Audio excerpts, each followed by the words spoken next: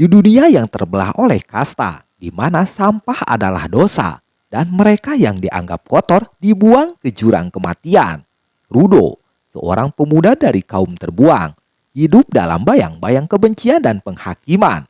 Namun ketika sebuah fitnah menghancurkan hidupnya dan tubuhnya dilempar ke dalam lubang pembuangan tempat tiada harapan. Ia seharusnya mati, tapi dunia di bawah sana bukanlah kuburan. Inilah awal dari balas dendam, kebenaran yang terkubur, dan takdir seorang pemuda yang terlahir kembali dari tumpukan sampah. Inilah dia Gachiakuta.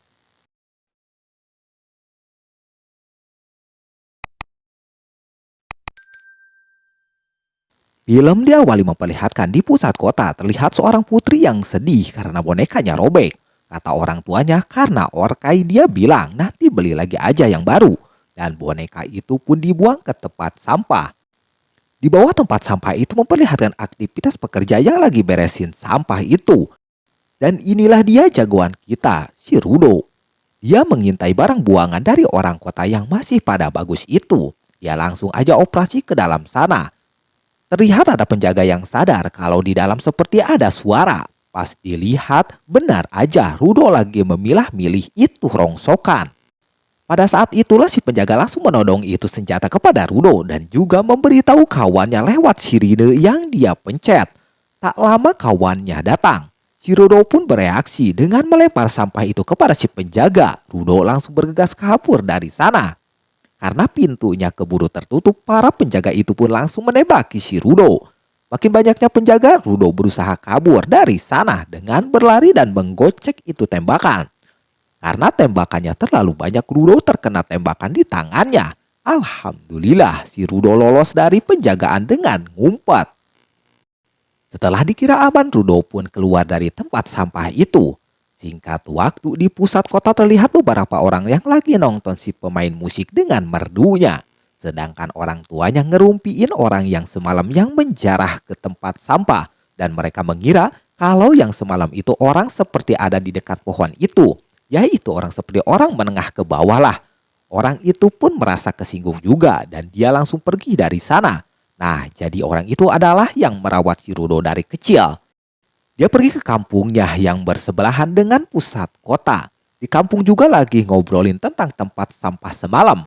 Dan mereka udah pada tahu kalau ini pasti ulahnya si Rudo. Jarahan semalam Rudo dapat lampu zaman dulu, yaitu patromak. Juga dia dapat boneka.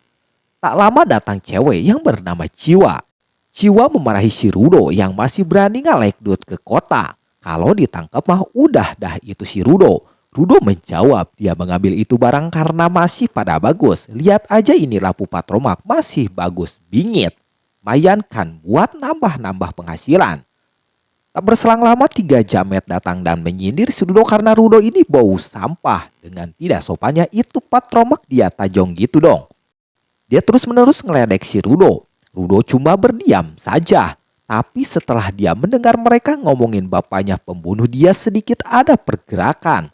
Dan di sini terungkap kalau bapaknya si Rudo udah meninggoy. Rumornya kalau bapaknya meninggal karena bapaknya pembunuh.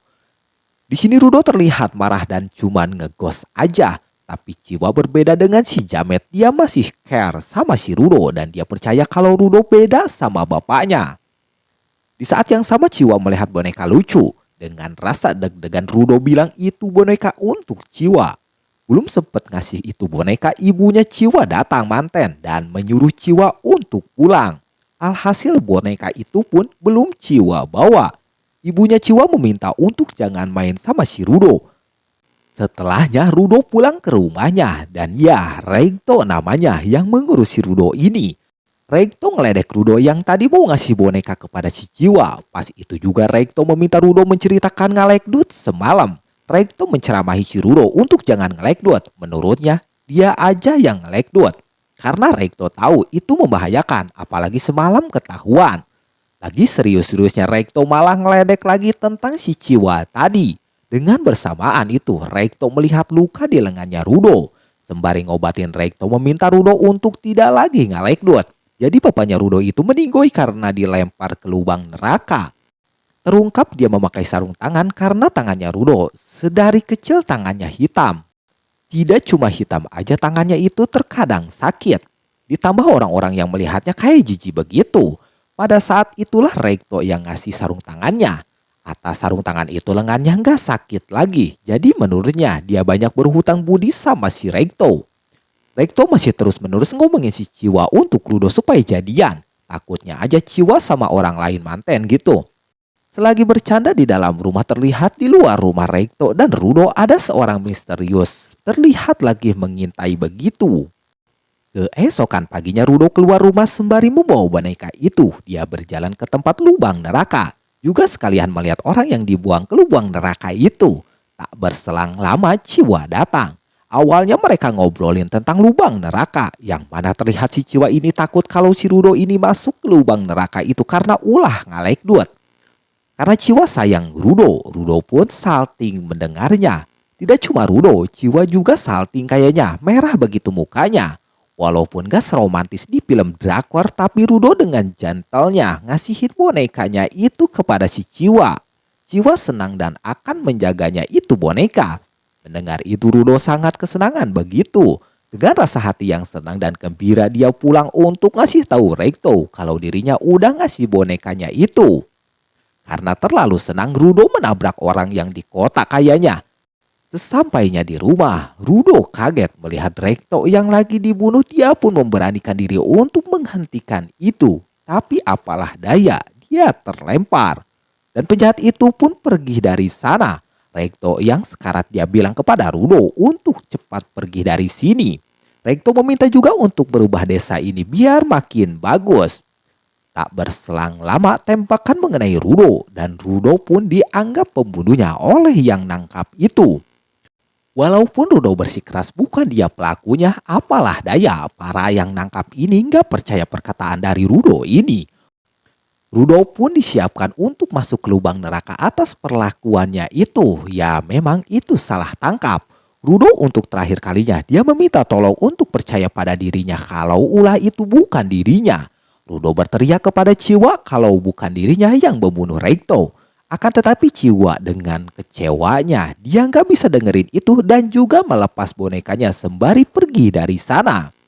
Sebelum Rudo masuk ke dalam lubang raksasa, dia melihat pembunuh yang hadir di sana. Setelah Rudo terbuang ke lubang neraka sekian lama dia pun melek kembali. Dia langsung mencium bau yang tidak sedap dan dia ada di tumpukan sampah yang begitu seperti gunung gitu. Dengan bersamaan muncul sosok monster yang terbuat dari sampah. Dibuang ke lubang neraka, dituduh sebagai penjahat, semua hidupnya direnggut dalam sekedip mata.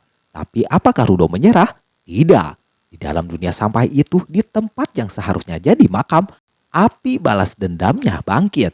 Monster-monster mengerikan, biar dia hantam. Rasa sakit, biar dia telan. Ini baru langkah pertama. Rudo akan menghancurkan segalanya untuk kebenaran. Bersiaplah. Ini adalah awal dari Gachiakuta.